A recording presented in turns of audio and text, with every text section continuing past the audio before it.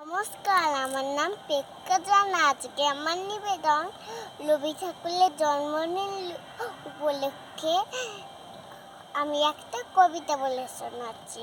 হারিয়ে যাব। ছোট্ট আমার মেয়ে সঙ্গিনীদের ডাক শুনতে পেয়ে সিঁড়ি দিয়ে নিচের তলায় যাচ্ছিল সে নেবে।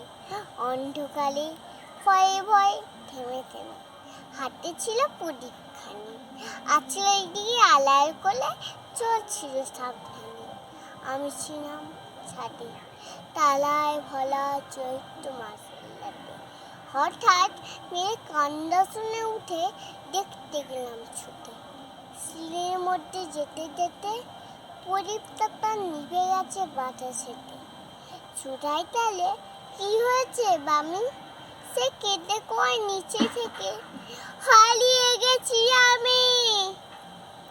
তালায় ভোলা চৈত্র মাসের রাতে ফিরে গিয়ে ছাদে মনে হলো আকাশ পানিতে আমার বামের মতোই উল্মিকি এক মেয়ে।